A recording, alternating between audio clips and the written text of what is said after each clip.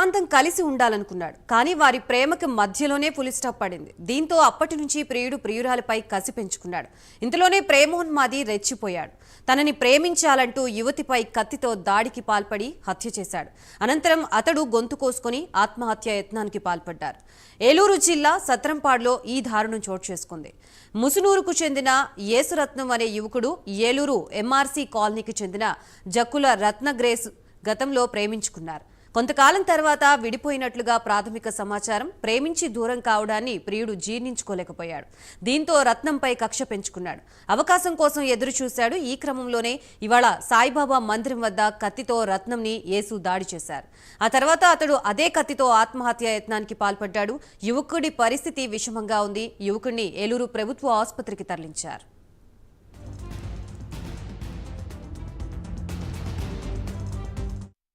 ఈ రోజు మధ్యాహ్నం 12:40 టీటౌన్ పోలీస్ స్టేషన్ రాబడిన సమాచారం మేరకు సత్రంబాడు లక్ష్మీ గణపతి టెంపుల్ దగ్గర ఒక యువతి యువకుడు అపస్మారక స్థితిలో పడిపోయిన సమాచారం మీద వెళ్ళి వెరిఫై చేస్తే రక్త మడుగులో పడి ఉన్నారు.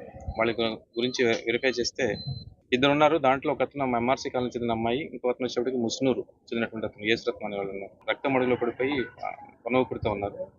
వాళ్ళు ఇప్పుడు హాస్పిటల్ షిఫ్ట్ చేసాం. ఒక ఆవిడ చనిపోయింది. ఇంకో అతను కొనవపుడుతూ ఉన్నారు. ప్రాథమిక ఎంక్వైరీ ప్రకారం తెలిసింది ఏంటంటే ప్రేమ ఇద్దరి మధ్య జరిగిందని, తర్వాత విడిపోయారని చెప్పేసి ఇన్వెస్టిగేషన్ చేస్తున్నాం. ఫర్దర్ డీటెయిల్స్ తెలుసుకుంటాం. అక్కడ వీడియో ఫుటేజ్ లో ఇతను కోసినట్టు కనపడుతుంది. అతను కూడా అక్కడ సూసైడ్ చేసుకున్నాడు ఆ ప్లేస్ లో. ఈ రోజు ఏలూరు జిల్లా సత్రంపాడులో జరిగిన దారుణ ఘటనకు సంబంధించి ప్రస్తుతం మనకి మరిన్ని డీటెయిల్స్ అందించడానికి మా ప్రతినిధి రాంబాబు సిద్ధంగా ఉన్నారు. రాంబాబు. Thank you Gayatri. ఇక్కడ నిన్న ఏదైతే సత్రంపాడు ఘటన అనేది రాష్ట్ర వ్యాప్తంగా సంచలనం కలిగిస్తుందని కూడా చెప్పుకోవచ్చు. ఎవరైతే రత్న గ్రేస్ అనే యువతి డిగ్రీ పూర్తి చేసుకుని సిద్ధార్థ కాలేజీలో స్కూల్ టీచర్ గా పనిచేస్తూనే కొద్దిసేపటికి మధ్యాహ్నం లంచ్ బ్రేక్ లో బ్యాంకు పని ఉన్నట్టుగా బయటకు వచ్చిన పరిస్థితి ఉంది. అయితే అప్పటికే యేసురత్నం అక్కడ ఈ అమ్మాయి కోసం ఎదురు చూస్తున్న పరిస్థితి ఉంది. ఎవరైతే రత్నగ్రేస్ కోసం. ఎందుకంటే రత్నగ్రేస్ కి ఇప్పుడు తెలిసిన సమాచారం ఏంటంటే రత్నగ్రేస్ కి ఆదివారం వేరే వ్యక్తితో అదే స్కూల్లో సిద్ధార్థ స్కూల్లో పనిచేస్తున్న వేరే పీఈటీ సార్ తో ఎంగేజ్మెంట్ కూడా అయింది. ఈ విషయం తెలుసుకున్న యేసురత్నం ఈ రోజు హత్యాయత్నానికి ఒడిగట్టినట్టుగా కూడా తెలుస్తుంది. 6వ తరగతి నుంచి కూడా ఎవరైతే రత్నగ్రేస్ అదే రకంగా యేసురత్నం కూడా క్లాస్మేట్స్ గా ఉన్నట్టుగా సమాచారం. అయితే రత్నగ్రేస్ మొదటి నుంచి కూడా తాను ప్రేమించట్లేదంటే చెప్పినప్పుడు కూడా యేసురత్నం నువ్వు లేకపోతే నేను ఉండలేను, నేను నిన్ను ప్రేమిస్తున్నా అంటూ కూడా చెబుతూ వస్తున్న పరిస్థితి అయితే ఉంది. ఎవరైతే ఇతర ముస్లిం ప్రాంతానికి చెందిన వ్యక్తి యేసురత్నం, తొట్టిపోయిన యేసురత్నం, ఈవిడ రత్నగ్రేస్ ఏలూరులోని ఎంఆర్సీ కాలనీలోనే నివాసం ఉంటుంది. రత్నగ్రేస్ తండ్రి ఇక్కడ ఐటీఐ కాలేజీలో ప్రొఫెసర్ గా చేసి రిటైర్ అయ్యారు.